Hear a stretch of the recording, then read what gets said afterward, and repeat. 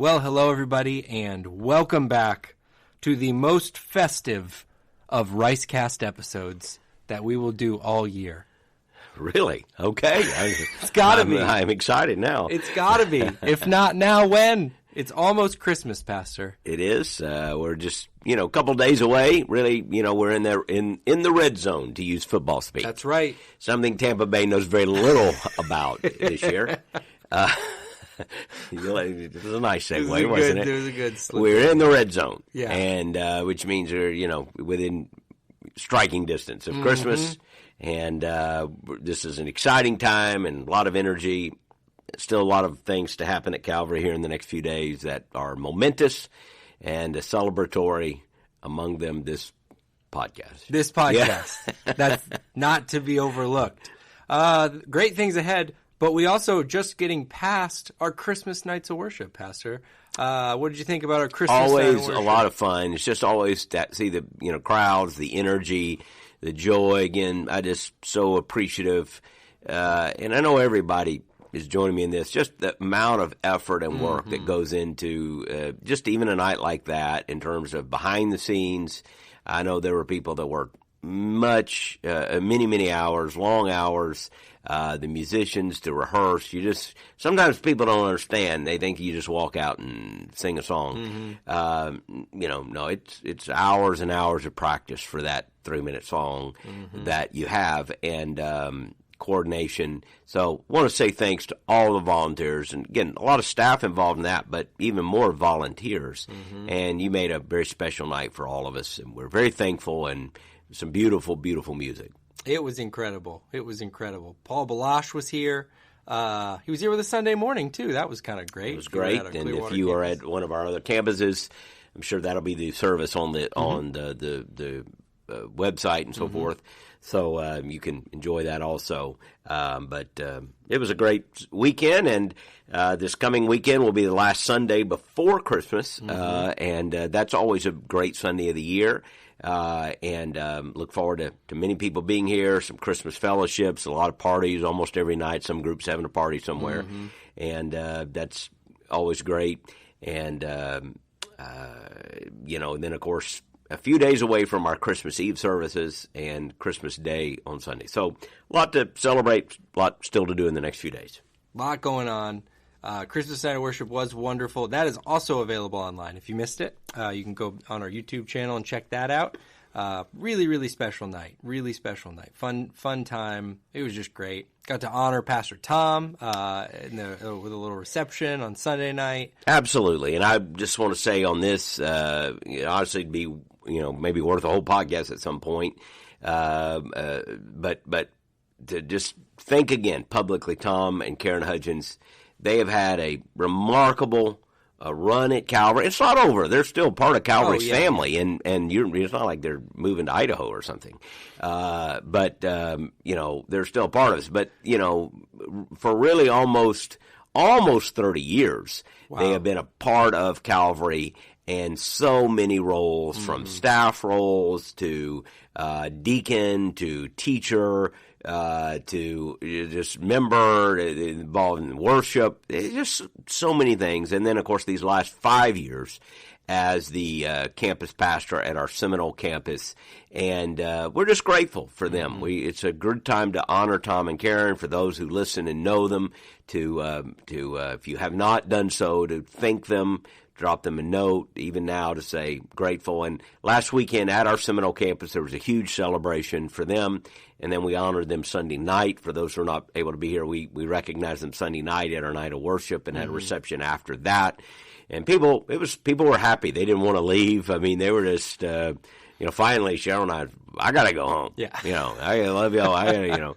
But I as I walked out, I remarked to her, it's such a sign of, one of the ways you can tell a healthy church is people don't want to leave. They just enjoy hanging around and fellowshipping, and it was that way Sunday night.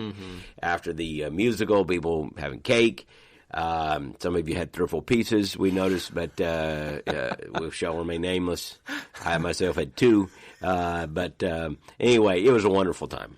And we thank you, Tom and Karen Hudgens, for all your ministry, all you've done at Calvary, all you've done at our Seminole campus. again, 1,000 times over. Thank you. And they ended, this phase so well. I told Tom, you stuck the landing. You just, it's a beautiful thing to be able, I've often said to staff, it's a beautiful thing. Make sure your last day is a good day. Everybody's going to have a last day. Everybody's going to have a last day where you work, and you're going to have a last day staff at a church, or your last day as a deacon, or last day whatever. Yeah. You want your last day to be a good day. You want your last day to be a good day of hugs and celebration and thanksgiving and rejoicing, and you want to know you could come back the next day and be among friends, and that you have left a great legacy and a great example. And Tom and Karen Hudgens have done that. Yeah. They've done that. And thank you, Tom and Karen. Absolutely. All so well said. We're so thankful for Tom and Karen, and excited for them and excited for our Seminole campus as they continue to move forward. Just an exciting day. It was an exciting day this last Sunday. And I wanted to ask you this question because it's Christmas time. It's coming up, and you mentioned Cheryl a minute ago. Because I'm struggling with this a little bit. What are you guys doing for gifts at Christmas time for each other? Like personally? Do you do gifts for each other? Do you say... Are you like asking because we're old? Is that why you're asking? Like, I'm just saying what do already. old people I'm do? feeling me and Rach. We're 12 years into this. We're thinking, what do I really need for Christmas? No, you do get to that point, but then you get to where it's us two. Now we take care of the grandkids. That's the fun. But so here's the stage of life we're in. Yeah, the stage of life we're in is if you want something, you usually just go buy it. And so now we're in the stage of life. Buy me this, Like this is what you can get me for Christmas. You can get these four. Cheryl gave me a list. Yeah. You can buy me these things. Okay. It was so helpful. I went to the man at the store and said, I'm looking for this. He goes, well, it's right here. How did you know? I said, because she gave me a picture of it and told me the store to go to. And so, ladies, draw your man a picture. Give him a target. He will get exactly what you want. Right. If you give him a target. Yeah.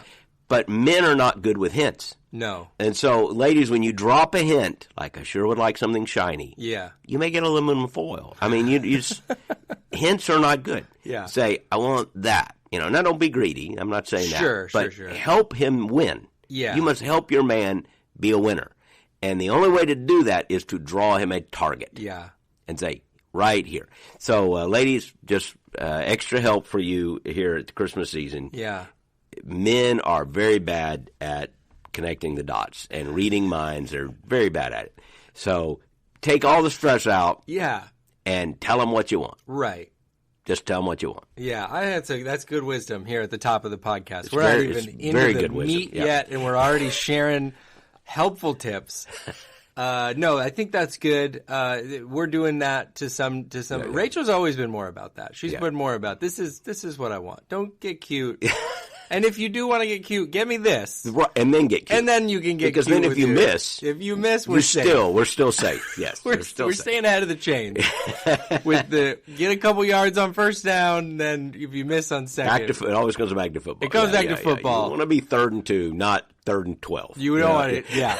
That's exactly it. That's exactly Our football people will understand. And we're trying to help. And there are a lot of men who are at 4th and 17, to be honest with you. It's late in the game. And they're needing a Hail Mary. It's 2 weeks of Christmas. I hate to tell you, it's not going to happen. It's just not going to happen. happen. And you know what they're going to end up with? This is where you don't want to be, is you get the picture of the thing that you should have ordered a month ago. No, you don't want that. You know what I mean? And you say, I ordered this last night. It's not going to be here till the middle of January. That's a good way to suck the wind out of Christmas morning when you say... Imagine if you were holding this right now, how happy you'd be. Because if you do that, the person is wondering, did they just do this yesterday? Like, did they wake up this morning and go, uh-oh? Yeah. So you don't want that. So you just quickly, you got to print the picture.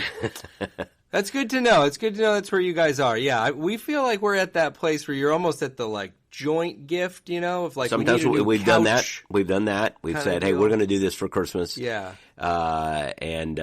So... that's kind of where you're at. Now, occasionally, I know something, hey, I'm going to get this, and I pick up on something, but you do need to just help each other get a win. It's good to help. Yeah. What did you give to Cheryl? Did you give her a list for your gifts?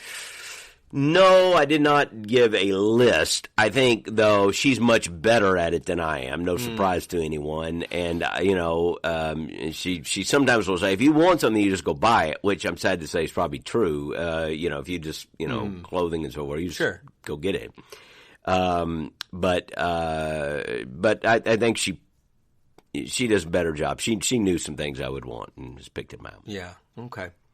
Well, we are here. We're at Christmas. I wanted to talk some about, you mentioned a lot of things. Sorry, I will say this. Christmas, candlelight Christmas Eve services, lots of them at all of our campuses. And I like to say this, calvary.us/Christmas. I'll put that link in the show notes. You can go there and you can see all the services we have available. Yep. We have certain ones at our Clearwater and Eastlake campus that are translated for our deaf ministry. All that information, calvary.us/Christmas. You can get the whole rundown. But it's going to be a sweet service. We all I think we have Christmas one that we're going to stream actually on Christmas Eve night. Christmas Eve. At 6 p.m. Mm-hmm. So for those who are out of town, we have a lot of people who are, in Canada and other places that stream and want to connect. So all that information, I think, as you said, is online. It's a great weekend. Starts Friday night of Christmas weekend. Friday, Saturday is Christmas Eve. And then Christmas Day. So it's going to be just a splendid weekend. Hope you can join us. I wanted to ask you some questions following up this week's sermon. We're in our the season series. We talked a good bit about Mary this Sunday. Yeah. Good bit about miracles. That was the focus of the message, yeah. And I had some follow-up questions I thought we might. I'll put the link here. Hopefully you were able to join us or watch online or catch the podcast, but I will put the link in the show notes. But we talked a bit about Mary. Started with Brad Noblet singing Mary Did You Know, which is, it's my favorite version of Mary Did You Know. Brad does it better than anybody that I've ever heard, I think. And it's beautiful. People want to hear it sung, and I think he'll do it again in some places coming up. But you can watch it online. It's outstanding. So good. Brad and Stan, chef's kiss. Doesn't get better than that for me. Starts that. But we talked pretty extensively about Mary, and I just think this is an interesting discussion. We know you acknowledge this, I think, in the sermon on Sunday. We have a lot of people in our Calvary family that either have direct Catholic tradition in their personal life, or they have families that believe this. And I feel like the discussion of Mary can feel like we're worlds apart on that issue. And I thought you did a great job unpacking that in detail. But I also thought you did a great job of saying, hey, you certainly never want to be guilty of disrespecting Mary. No. While you have the one end that you can be off on, you don't want to be off on the other. So I guess just kind of for the listeners of the podcast, where does Mary fit in our view of the story and in our where does Mary fit into the narrative? Well, it's huge, obviously. She's a central figure, and, other than Jesus. Jesus is the central figure, but he's the baby in the story. God is, obviously the orchestrating everything, but of the human characters, it's hard to overestimate Mary's role. Yeah. And yes, it is a heroic role. As I said, and we won't go to the podcast. You can listen to the sermon. There is a difference of opinion in terms of theological conclusions about Mary, and I do think those are serious. I think there are serious implications as to how you understand who Mary is, and there are doctrines that we cannot subscribe to simply because they lack any biblical evidence. And beyond that, they're not just neutral. I think they can distort the idea of how we pray to God and who is God and what glory belongs to God and God alone. So, again, that's all in the message. Don't need to repeat that. But Mary is a fantastic model of obedience and submission to the Lord. And again, her response, which is found in Luke 1:38, is just one of those verses that we ought to memorize and tuck away because it is the model of how to respond when God is at work in our life. I am the Lord's servant. That's an affirmation. And then there's this prayer, a prayer of submission. It is a presentation of one's life when she says, may it be done to me according to your word. That is according to, whatever you have said, may it be done. And she is agreeing with God. She is surrendering to God, submitting herself to the plan of God, and trusting God. That phrase, according to your word, says, I trust your power. I trust what you said will be done. She doesn't have to understand it all. Yeah. Who does? Right. It's a miracle. The virgin birth is a miracle. But she does surrender her life and submit her life to the plan and power of God. So I think that is such, and that was the whole point of the message, that becomes the roadmap for us in how do we respond. Miracles are when God acts. We don't create that. God acts. But we do react a certain way. We respond to the work of God, and Mary provides a roadmap. How do we respond to God? We accept what God has done. We submit ourselves to Him. We trust Him in all things. Yeah, it was so good, and I encourage you, if you didn't catch the sermon, to go back. That part was so informative and well stated. I appreciate you sharing some more on that. You mentioned about miracles, and that ended up being kind of a theme throughout the sermon. This can be a bit of an interesting topic, and you alluded to this on Sunday. There's people who kind of like scoff a little at these ideas of miracles, not just at Christmas time and the virgin birth and the nativity, but you get, a person Jonah story, and that could never happen. Right? That's and there are those who would want to throw out the Christian faith because these stories are included. Right.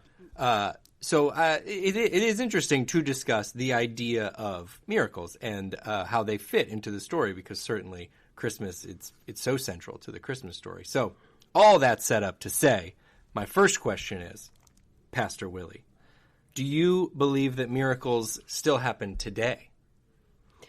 Yes. And I mean, yes, and then, here's what we want to say. We want to back up and just reiterate this. This is in the message, but it's worth reiterating on this podcast. All that is necessary to believe in the possibility of a miracle is to believe in the probability, or, if you are a person of faith, it is what you have concluded to be true, that there is a God. Now, I'm not saying that everything everybody claims is a miracle is a miracle. Just because, you read about somebody seeing something or something happened. Most of the time, I don't know. All I'm listening to is someone's report. And I have to judge whether I think it's credible or not. Who cares what I think? In the end of the day, But just because someone claims something doesn't mean I believe it's a miracle. But the question is, are miracles possible? Yeah. And the answer is, if there's a God. Yeah. That, it gives, we had a number of quotes, but if you believe that God created the universe out of nothing, then then it is irrational not to believe in the possibility of miracles. Yeah. That becomes irrational. Right. As I quoted Rebecca McLaughlin, it'd be like telling a Olympic figure skater they can't do a figure eight.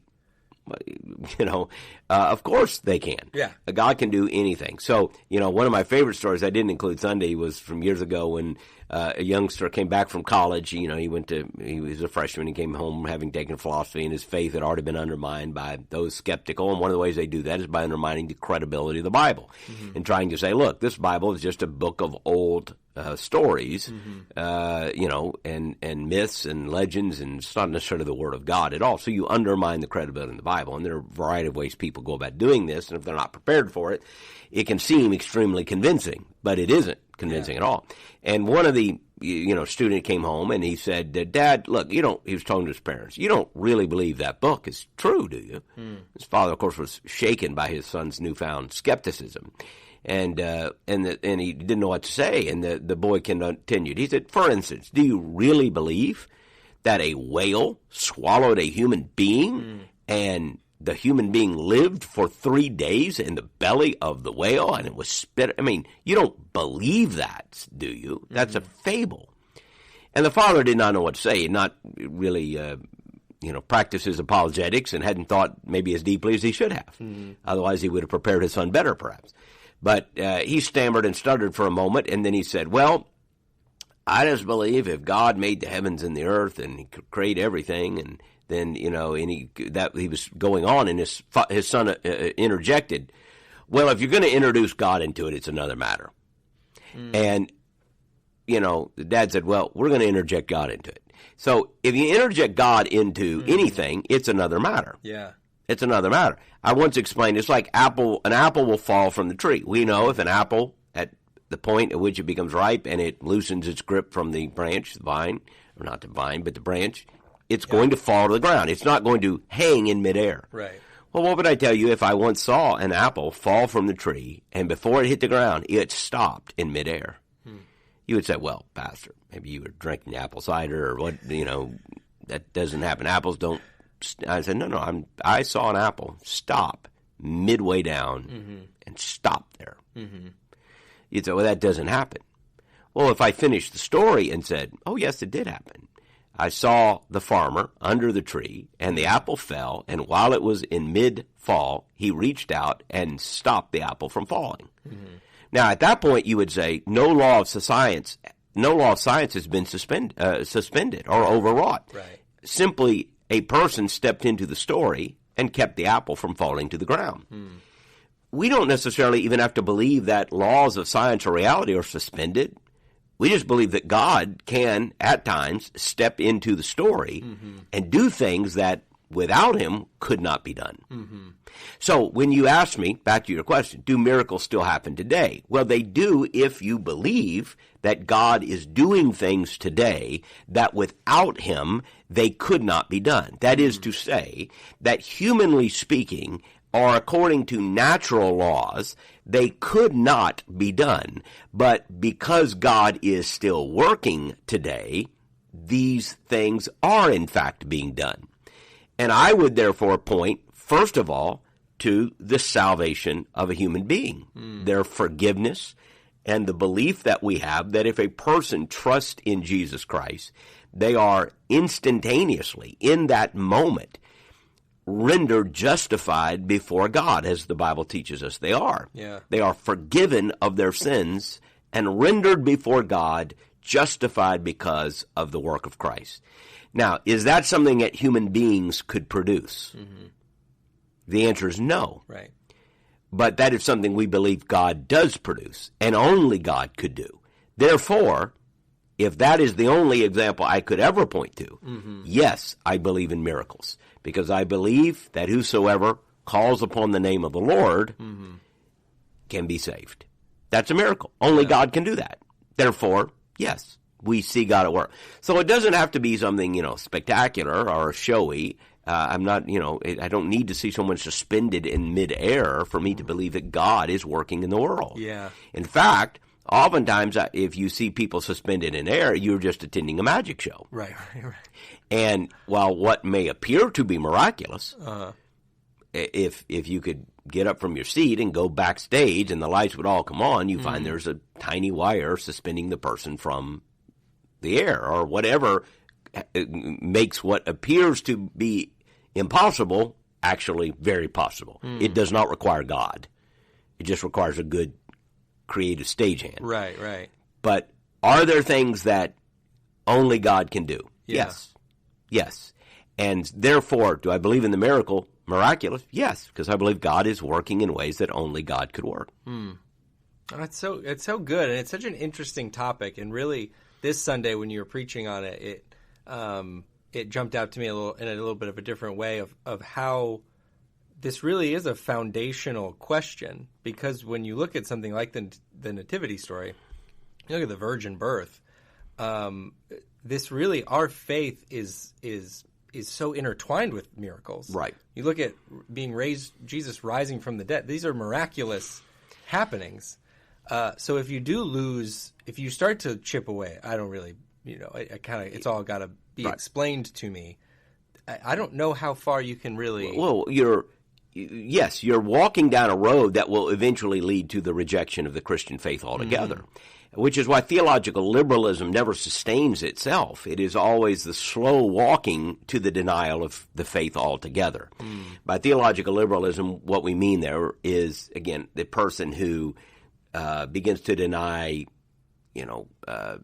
foundational aspects, foundational doctrines, but it almost always begins by denying some of the revelation that is in the Bible, by denying some level of biblical authority.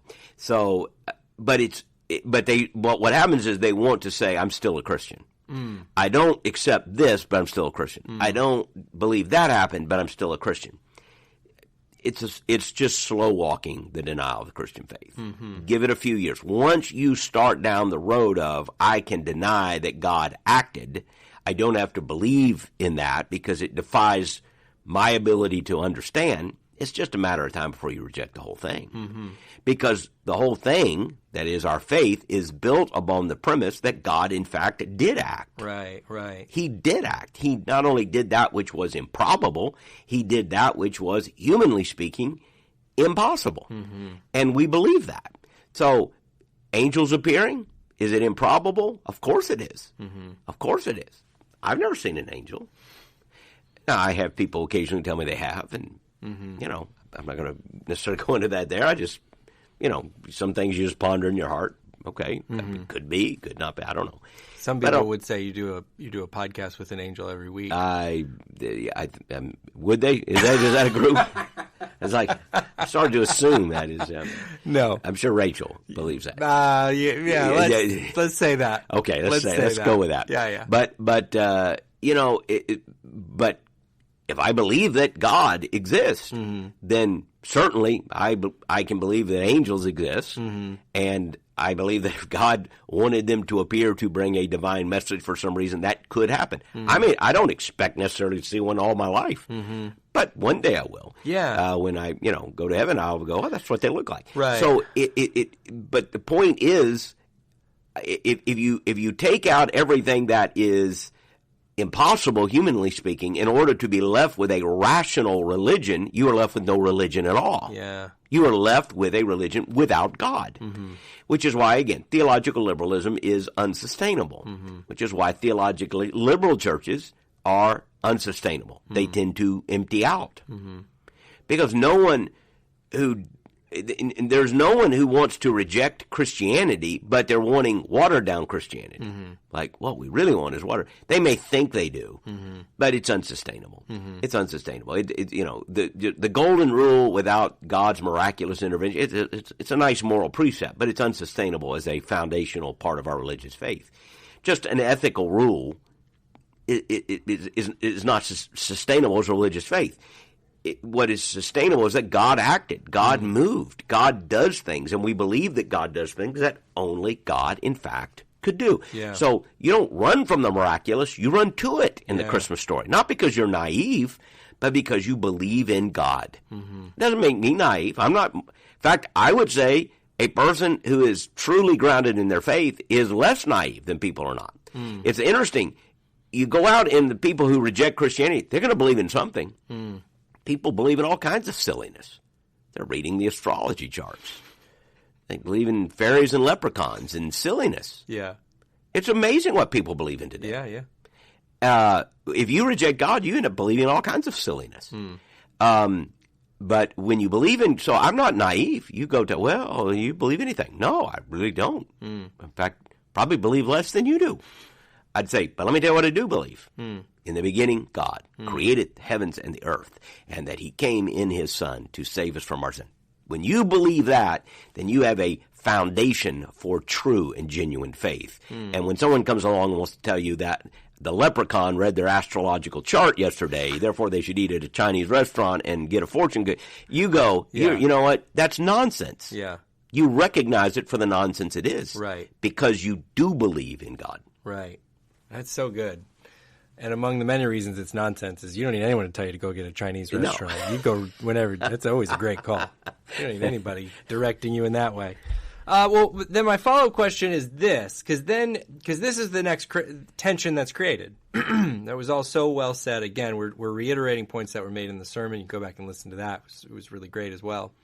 So the next tension that's created, we affirm these miraculous happenings that are so foundational to our faith. We affirm the possibility of miracles. So then you have us today in 2022, and there are those who will look for miracles, who will be, even praying for miracles, which I would assume we would all encourage and say there's no reason not to do that. But then, you're looking for the miraculous healing, the miraculous answer to the question that's before you. You're looking for some sort of miracle, quick fix it. You believe that it can happen. You believe that God is real and is present and is acting. But then the miracle doesn't happen, or a miracle doesn't come. Or it doesn't come at least in the way that you maybe thought it was going to, or something to that effect.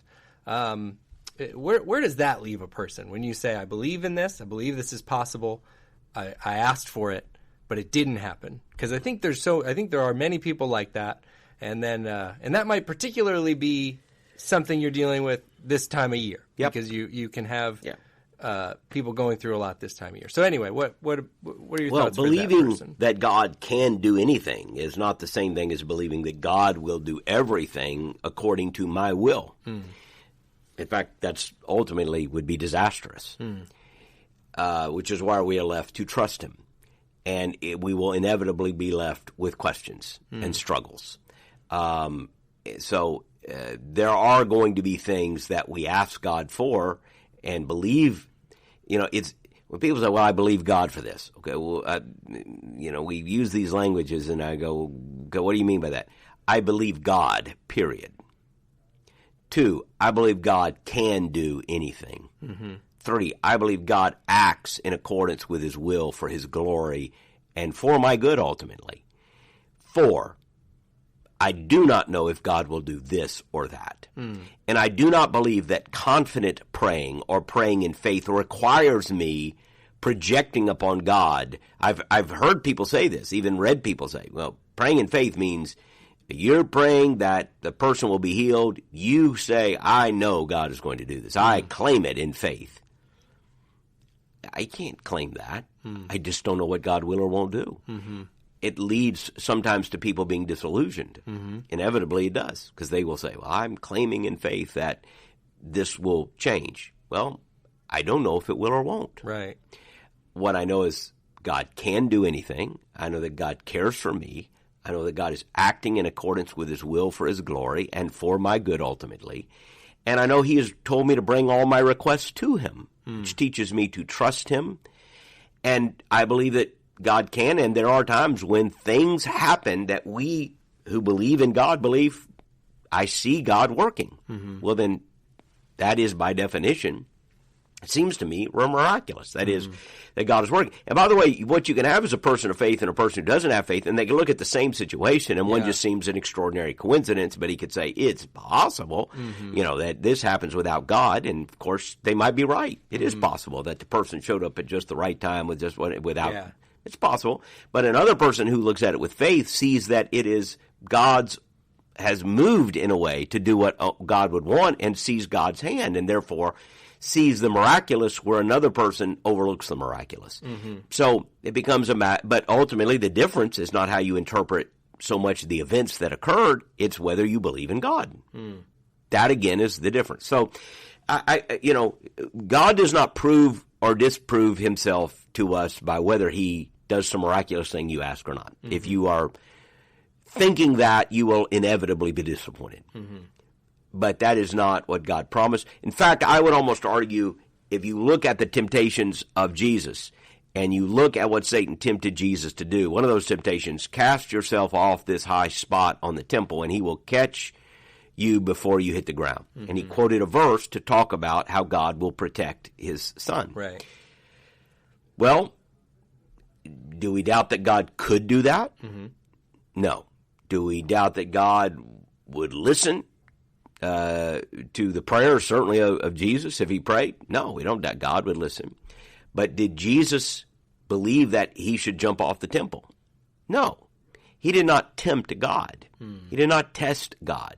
He trusted God. We do not tempt God. We do not test God. That's not our call. Our call is to trust him, which means take your request to the Lord, pray in faith. Faith doesn't mean I am some positive mental thinking where I'm praying in faith, therefore this is what's going to happen. That's not praying in faith. Praying in faith means I trust in God. That's praying in faith. Should you ask for your child to be healed of a terminal illness? Of course you should. Of course you should. You should pray in faith. And praying in faith means, God, I trust you. And God, I'm asking for this to happen. Could God? Yes, God could. He can do anything. And those of us who believe that he could at the last minute rise up and walk. But I also have been with faithful families who prayed and trusted, and God did not answer that prayer. Mm-hmm. Does that mean they didn't have faith? No. In fact, I see their faith is strongly demonstrated as their faith was in their fervent prayer when their child was sick. Mm-hmm. After the child has passed, to watch that family get up and give praise to God and trust in God and say, we're going to trust God for the future. We're going to walk with pain and a limp, but our hope is in the Lord.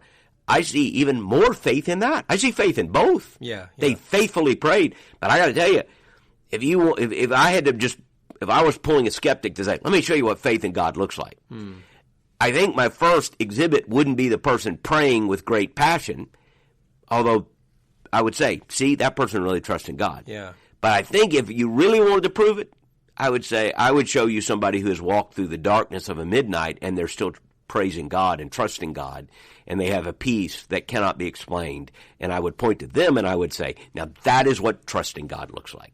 That is what faith in God looks like. And I would argue there is a degree to which at least it is miraculous because they experience something that they would not experience without God. Yeah. And believe me, right now, I can take you places and I can introduce you to families who you can think they're crazy if you want to. It's up to you. But they would say to you, I'm not exaggerating, in the midst of the worst moments of life, we do have a peace. We do have a strength. And it passes all understanding. Yeah. And I would say that is faith. Yeah. That's faith. And that's miraculous. I don't know how you walk through those things and have peace and strength and hope without God. Yeah. I just don't. That makes it miraculous. Yeah. Yeah. The peace that passes understanding. I mean, it's a phrase we're familiar with, but I think that's so good. And that all kind of leads me to my last question, which you've alluded to now a couple of times. But I wonder if we overlook miracles today. We have more technology than any time in history. We have scientific advancements. We have a whole mess of people who can come up with a whole mess of reasons why anything happens at any given moment. But there's this little part of me that just wonders if I guess maybe my contrast when I think about this subject anyway is you've got that. We've got that going on in that's the day I live in, 2022. All of our listeners are living in this same time. And then you had like this almost like this Greek mythology age where everything was a miracle to them. Yep, the sun came up in the morning was an act of God on a chariot, bringing a lowercase g in this case, bringing this thing up into the sky. Every single thing was the act of a divine intervention to some degree or another. And I almost wonder if even in our evangelical camp at our church here, if we've swung too far the one way, that we don't look at anything You can see the miraculous as a miracle anymore. Well, that's so good to talk about, because somebody said, I forget who, I read a line, every sufficiently advanced technology appears magical. Or we might insert the word miraculous. Yeah, I remember the first time I had an iPhone. Yeah. First one. And I remember somebody said, do you really need this? And I was like, no, I just, how everybody is at first. No, I just need to make a phone call. No, you need the iPhone. So I went and bought the iPhone. I was with a bunch of staff the first time I got it turned on and everything. And he said, let me show you what it'll do, Pastor. You click on a button, and it knew right where I was. Like there was a blue dot where I was. I was like, unbelievable. I was out of town. Like, how does it know where you're at? Yeah. He goes, watch this. He said, and I needed to buy something. I was somewhere and I needed some jeans or something. Yeah. I hadn't packed the right clothes. This is a true story. And he said, well, so let's just type in, like, you need a pair of jeans, like, real fast, cheap. It doesn't matter, like Old Navy or something. Yeah. So we typed in the Old Navy store. Boom, 2 miles away. Yeah. I was like, unbelievable. I was like freaking out. Like, my life has just changed. Yeah. And now, although I don't have the intellectual wherewithal to understand it, of course, that seems fairly common. Yeah. We're all like, well, I'll get the GPS thing on. Yeah. And tells you where you are, shows you your, I remember the first time you zoomed in on a house on the iPad. Oh, yeah. Unbelievable. Yeah. Now it's like, whatever, And so we're used to it. And though I lack the intellectual wherewithal to understand it, there is a scientific reason as to why my iPhone puts a blue dot wherever I'm at. Right. That's a little creepy, but it works. So, so everything, and this is kind of what happened in nature when you see things that are extraordinary occurring that we don't control, that they began to ascribe spiritual meaning to. Yeah. Now, over time, we learn scientific reasons why. Like we can explain what causes it appears the sun to appear rising and setting, which, as we now know, is the Earth actually spinning. It might be news to some here, but the news is, the Earth is actually spinning, creating the effect of a sun rising and setting. Right. Now we know this. So some smarty can go, oh, we know why the sun rises. It has nothing to do with God doing anything. It has to do with the Earth turning. But it begs the question, why does the Earth turn? And it begs the question, why is it exactly 93 million miles from the sun? And why is that significant? Because it's just hot enough but not too hot, and just cool enough but not too cold. And why is it tilted? And now you have seasons, and now you can grow, and now you can eat. And why is it, and all. So the fact that I understand some things only causes me to ask more questions, about like the sun rising and setting. Yeah. Okay, so I know it doesn't rise and set, but still, who created the world? Yeah. Why is it created to work the way it does? And it pushes it back to God. So I think, do we overlook miracles? Well, of course we do, because we assume the Earth is going to turn and it's going to orbit. And while we have a scientific explanation for that, I mean, when's the last time we actually thought about the miraculous nature of that? That if we were just a little bit closer to the sun, we would all burn up. If we were a little further away, we would all freeze. If the Earth were tilted, we couldn't have seasons. And without seasons, we could not have the agricultural, sustainability that we have, et cetera, et cetera, et cetera. Right. The tide goes in just so far and not too far, and on you can go. And there's so many things, by the way, that you can look at about how the Earth is finely tuned. Indeed, the universe seems finely tuned to support life on Earth. So do we overlook that? Well, of course we do. Of course we do. We can explain why the blood courses through our body and why it clots if you cut your hand to heal, so that it heals in a matter of days. And any one of us would cut our hand and go, okay, well, it will heal in a couple of days.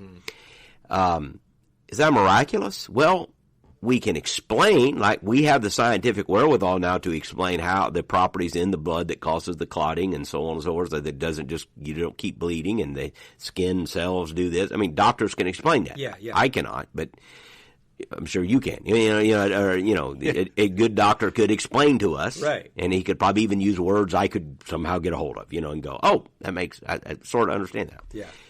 But why? Like, why is our body created that way? So is it miraculous?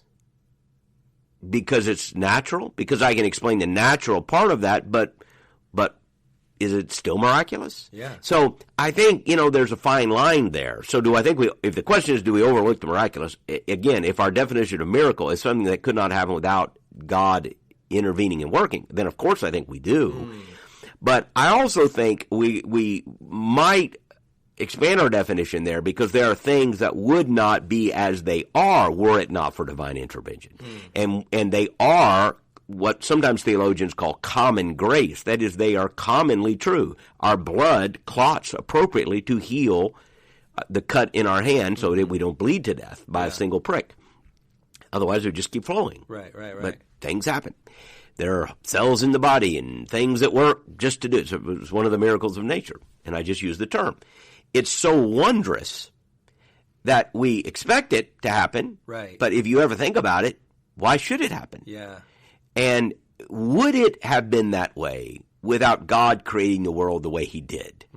So when you back it up, you can begin to see the miraculous everywhere. Yeah. You can see, I'm not believing in fairies and leprechauns. In fact, I don't believe in those things because I do believe in the divine being who acts miraculously. That's why if you come today and say, I saw a leprechaun down the hall, I'm not going to believe you. With all due respect, I'm not going to believe you. I will say, who is serving eggnog in the church lobby and what exactly is in there? I don't believe in those kinds of things. Yeah. But is God working? Mm-hmm. And that is why when we see the birth of a child, or we see the wonders in the natural world, we begin to see more than just natural processes. And a person of faith sees in those wonders miraculous imprints everywhere, which I think is why the psalmist said creation claps its hands. It sings of the glory of God. We look and we begin to see the wonders. Again, an atheist can watch a sunset, and I guess think that it's a beautiful thing and appreciate it. And I don't doubt that many do. Sure. But when I see it, I do see God's handiwork. I do see the miraculous. I know it happened yesterday and will likely happen again tomorrow, and but does that mean that I don't see God's handiwork in it? I do. Why would it be beautiful otherwise? Yeah. I see the beauty in it, even if it's the created me to appreciate the beauty in it. Yeah. Why should I? I'm not sure my dog appreciates the sunset. By the way, I have a new dog. We need to do a podcast on that because you'll teach her to appreciate. Yes. I doubt that. We're trying to teach her to appreciate going to the restroom outside. Yeah. That's what we're trying to do. Step one is appreciate the grass outside. But they don't appreciate the wonders. They don't. We do. Why do we? Why do we? There's no evolutionary reason to appreciate beauty. Yeah. Why do we? I think, again, I see God's fingerprints all over it. Right. So so do we overlook the miraculous? Yeah, every day. Yeah. Every day. And we can see in the small things, even if there is a natural explanation in science, that does not negate the supernatural explanation of God's creative power. Right. I was just thinking that when you were talking about the sunset, because I remember learning in school, as I'm sure a lot of people do, when you crack the code on why do I see those colors on a sunset? Well, it's light, and there's this Roy G. Biv, I remember, and then you get to the back end, and the light's kind of fading away, and there's this very mathematical way you can explain a sunset. The light's going away, the last few rays are the following colors, and that's what appears as the sun exits the visible sky. And you can give that presentation, and it's a lovely collection of words. Right. But then you go see a sunset, and your heart fills up, and you just can't stop looking at it. Exactly. And so I think it's such a great conversation, and it's such a great, even that dichotomy you pointed out earlier. It's the same thing. It's the same sunset. Someone's describing the sunset as the refraction of light, whichever word it is, and it's not necessarily wrong. But this beautifully painted masterpiece across the sky is the miracle that you're sort of explaining away. Yeah. And then sometimes in your scientific explanation of the refraction of light, if you're on a date night with someone you love and your beloved, and you launch into a scientific lecture, I just point out you missed a really good opportunity for romance. A kiss. You miss an opportunity for a kiss. You can give a science lecture. You can have a kiss. What would you rather do? And the point is, you missed the miraculous. I appreciate the scientific explanation. Sure. It's good. I hope you learn more and explain more to me. But if you don't appreciate the beauty, you miss something. Right. So I think faith is like that. I think in seeing these things, do we see beyond them a God who has written wondrous things into creation all around us, and they would not be as they are if it were not for God. So in that sense, there are miraculous things that occur regularly. And are there things that occur irregularly and out of nature? I know, yes, of course, I think there are. But I don't think that, if you say, well, my journal is not full of those. Well, it doesn't mean God isn't working or that God isn't a God of miracles. Keep praying, keep trusting, and look at what God is doing every single day around you and rejoice in that. And know that if He saved you, that's He didn't owe you any other miracles. Didn't owe you that one, by the way, at all. He didn't owe you any of it. But if He saved you and forgave you and gave you the faith to believe in Him, what else that's the greatest miracle you could ever experience. And we should appreciate that. And for the rest of our life, we should be filled with gospel gratitude for what God has done for us. Yeah. We experienced the miraculous. Right.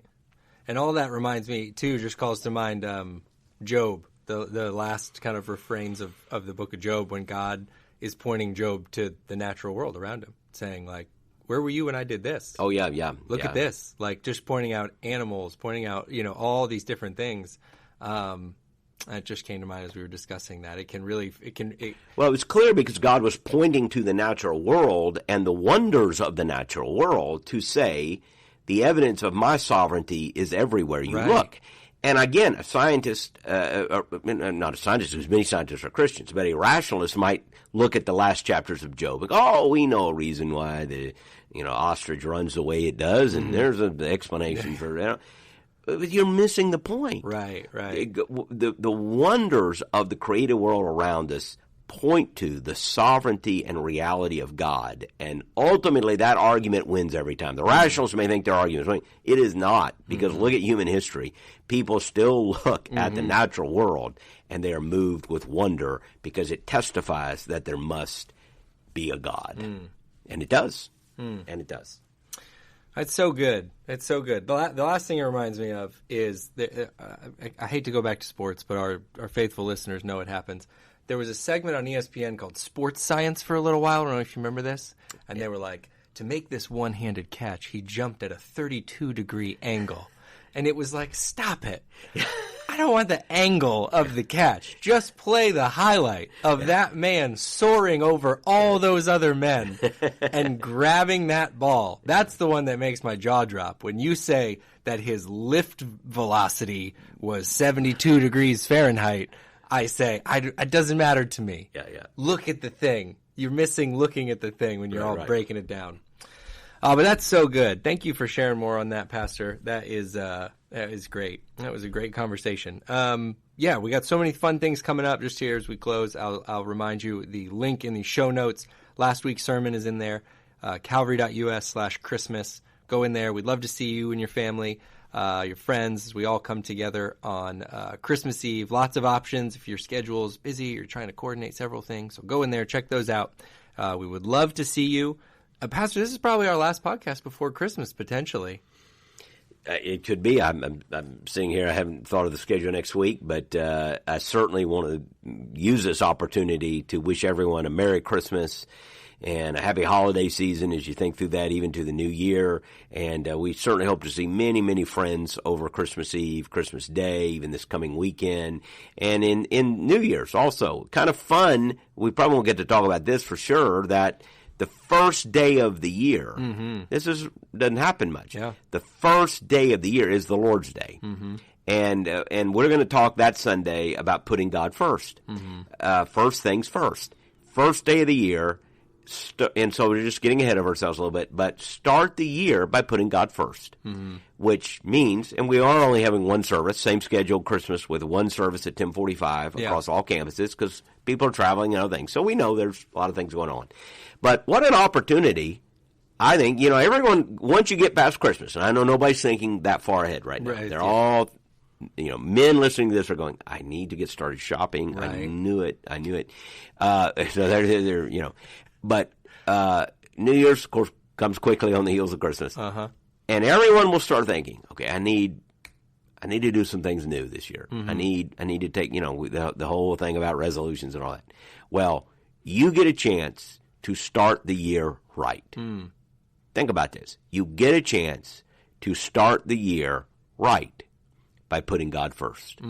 So I hope you'll be with us through the Christmas season. But then on the first day of a new year, come and let's put first things first. It's going to be exciting. All kinds of exciting things ahead for us here at Calvary. And we're so glad that you're along for the ride. We love you. And we'll be back here with another episode very soon.